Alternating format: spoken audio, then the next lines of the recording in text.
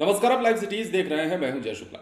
देखिए, तमिलनाडु में बिहारियों की पिटाई का जो तथाकथित मामला चल रहा है, इस पूरे मामले में एक चीज आपने गौर किया होगा। तमिलनाडु के एक जगह का नाम बार बार आ रहा है। जगह का नाम है त्रिपुर।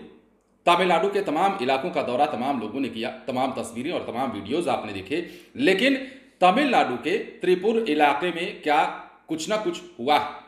इस बात के संकेत इसलिए मिल रहे हैं क्योंकि बार बार इस इलाके का नाम आ रहा है और इस इलाके में चूंकि कई लोग कह रहे हैं कि कुछ नहीं हुआ और कई लोग कह रहे हैं कि त्रिपुर इलाके में बहुत कुछ हुआ है और इसी वजह से हालात ऐसे बने हैं और इसी वजह से कुछ भ्रामक खबरें भी फैलाई गई और इसी वजह से इतना बड़ा माहौल भी बन गया। इन सभी बातों का जिक्र हम इसलिए कर रहे हैं क्योंकि अब बीजेपी ने एक बड़ी मांग उठाई है। बीजेपी ने कहा है कि इस मामले की सीबीआई जांच होनी चाहिए। सीबीआई जांच इस बात के लिए होनी चाहिए कि आखिर पुलिस ने त्वरित कार्रवाई क्यों नहीं की। पुलिस ने त्रिपुर इलाके की खबर सुनी तो त्रिपुर में पुलिस का इंटेलिजेंस क्या कर रहा था, और इस मांग को उठाने वाला कोई और नहीं बल्कि तमिलनाडु में बीजेपी के प्रदेश अध्यक्ष हैं। इन्होंने बड़ी मांग करते हुए क्या कुछ कहा है वो भी हम आपको बताएंगे, और त्रिपुर इलाके में क्या कुछ होने के संकेत मिल रहे हैं इस बात को भी समझेंगे। क्या वाकई में त्रिपुर में कुछ हुआ है? इसकी जांच होगी तो खैर पता तो चल ही जाएगा, लेकिन हम तलाशने की कोशिश करते हैं, जानने की कोशिश करते हैं कि आखिर बार बार त्रिपुर की बात क्यों हो रही है। तमिलनाडु के त्रिपुर में आखिर ऐसा बिहारियों के साथ क्या हुआ था।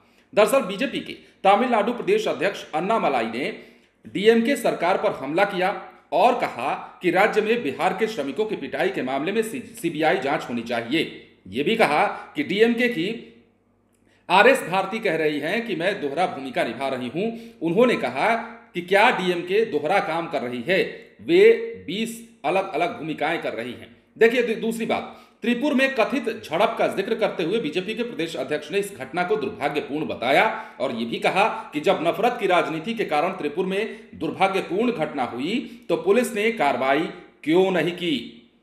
अन्नामलाई ने जांच में देरी का आरोप लगाते हुए मामले की सीबीआई जांच की मांग कर दी और कहा कि जांच में देरी क्यों हुई, क्या पुलिस अधिकारियों, द्रमुक और तमिलनाडु के मुख्यमंत्री के पास उस घटना के बीच कोई संबंध है। सीबीआई को इस मामले में अपने हाथ में लेना चाहिए इस मामले को, और यह पता लगाना चाहिए कि किसने जांच में देरी की। डीजीपी ने इस हिंसक झड़प के बाद त्रिपुर का निरीक्षण क्यों नहीं किया, इंटेलिजेंस त्रिपुर में क्या कर रहा था, इत्यादि इत्यादि। और यह भी कहा जा रहा है कि त्रिपुर का जो इलाका है वहां पर उद्योग धंधे जो हैं वो काफी प्रभावित हुए हैं। त्रिपुर से ज्यादा पलायन हुआ है। त्रिपुर इलाके से जो बिहारी रहते हैं, बिहारी भाई रहते हैं, वो दहशत के मारे या फिर यूं कहें कि जो तथाकथित झड़प की बात हो रही है कि त्रिपुर में हुआ ही है, उसकी वजह से वो पलायन करने लगे, जिसके बाद उद्योग धंधे वहां चौपट की स्थिति में हैं। आप सहज अंदाजा लगा सकते हैं कि बिहारी जहां रहते हैं, वैसे भी कहा जाता है कि बिहारी रहते हैं तो अपनी कर्मनिष्ठा से अपनी पहचान बनाए होते हैं, और हर उद्योग धंधा, चाहे वो किसी भी बड़े राज्य का, किसी भी बड़े मेट्रो शहर की हम बात कर लेते हैं, वहां बिहारियों का एक हुजूम रहता है, एक टोली रहती है जो कि काम करती है, उद्योग धंधों को चलाने में मदद करती है। बड़ी बड़ी कंपनियां उनके दम पर चलती हैं, और तमिलनाडु के त्रिपुर में भी ऐसा ही था। लेकिन वहां चूंकि अब पलायन हुआ, बिहारी भाई वहां से निकल गए, इसके बाद वहां की स्थिति डमाडोल है, तो उद्योग धंधे चौपट हैं, और जितने भी उद्योग धंधे चलाने वाले मालिक बैठे हुए हैं, सेठ बैठे हुए हैं, उनके पसीने छूट रहे हैं।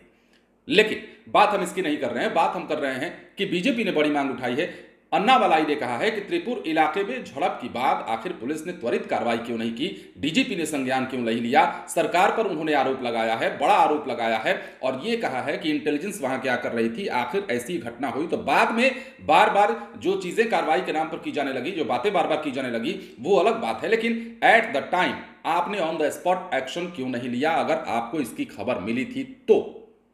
अब देखना है कि बीजेपी की इस मांग पर क्या प्रतिक्रियाएं सामने आती हैं। बने रहे लाइव सिटीज के साथ। यदि अब तक आपने हमारे चैनल को सब्सक्राइब नहीं किया है तो सब्सक्राइब कर लीजिए ताकि हम आपको खबरों से अपडेट रख सकें। धन्यवाद।